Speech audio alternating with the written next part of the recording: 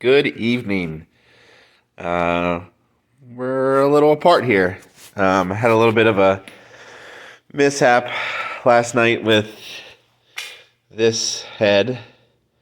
I had three broken exhaust studs when I picked up the engine out of the junkyard.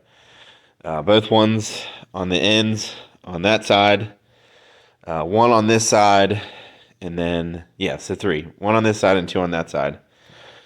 I was able to get these front twos out, no problem. Welded a nut to them. This is actually the one that caused me all the issue. But had a really hard time getting this one out. And that's kind of why all this is apart. I didn't plan on doing this.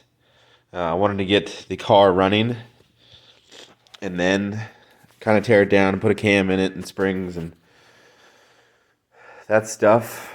But just kind of got to move my schedule around a little bit, if you will. So I just pulled the head off of this one.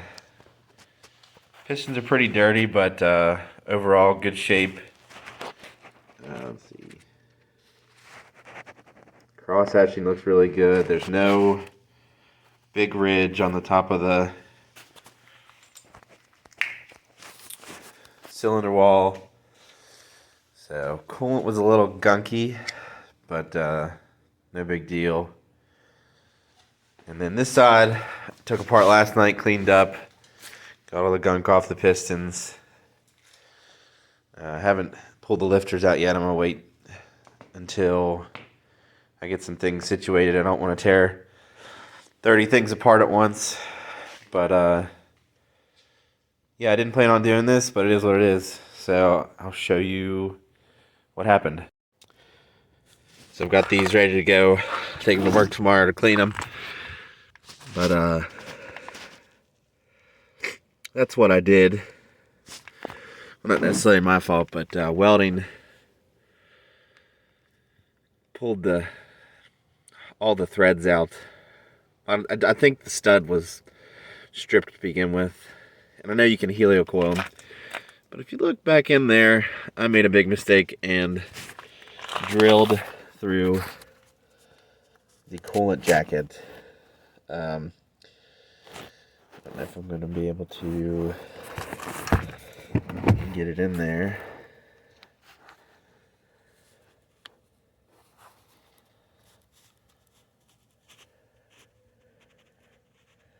There's the hole. There it is.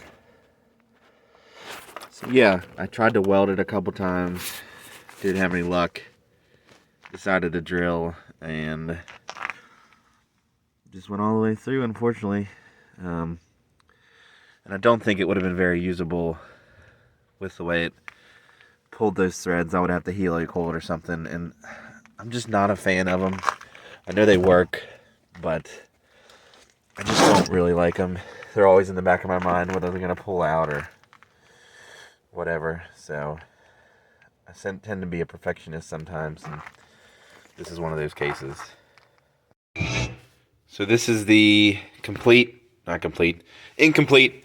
bear head that my good buddy John gave me.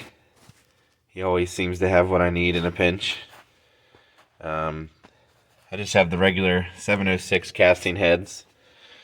They actually perform pretty well for an NA 5.3. You can port them and stuff and make them a little bit better, but not worried about that. But yeah, we've got no broken studs. They've already been removed. And then this is the other head. I'm going to take it into work and get it all cleaned up. It's dirty, but it's not bad. I mean, what you want to look for is, like, if one is cleaner than the other, then you've got a coolant issue, like inside the cylinder. Like, it's flipped over.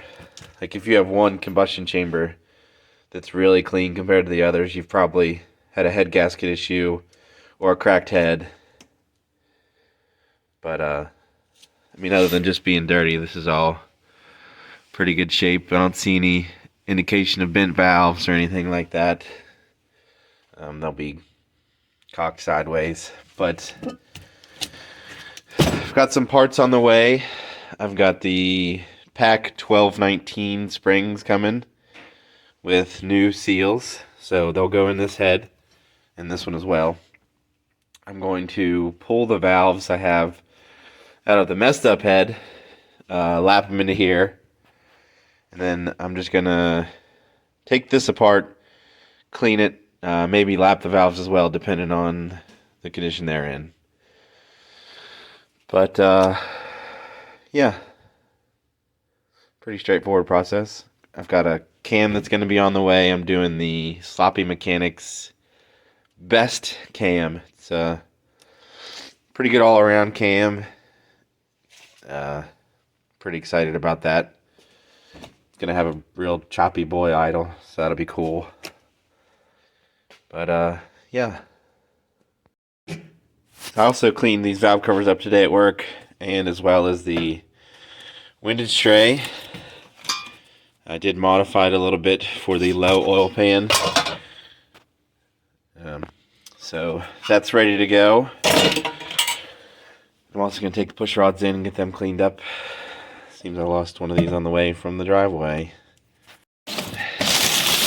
I've got my flywheel here. A bit of an odd combination, but it is a 2005 2500 manual transmission.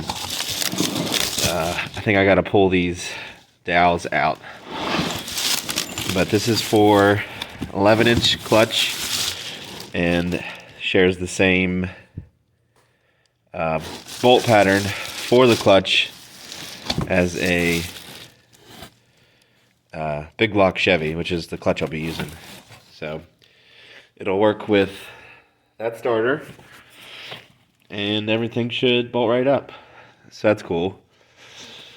But probably gonna call it a night tonight. I do gotta get this side cleaned up, but pretty cold out here, and I gotta work in the morning. So my next step will be cleaning this side up, and then getting the heads cleaned, and hopefully reassembling everything once some new head gaskets show up. Those are pretty trashed. They are multi-layer steel, but they've been on there a while. This may be an unopened engine. I don't know. I don't see any marks on the pistons to indicate that they're oversized or anything like that. And everything just looks old. So I've probably let out the OEM magic, if you will, of an LS. But I don't know. I'm gonna feel better knowing that I've been into it. I know what it looks like. And I'm not doing anything out of this world, so it's not like I'm changing pistons and rods and a crank. Just doing a couple minor things and going from there. So that'll be it for now. Stay tuned for the next update. Hoping they're going to be coming pretty soon here. Got some parts on the way, etc., etc. So thanks for stopping by, checking it out.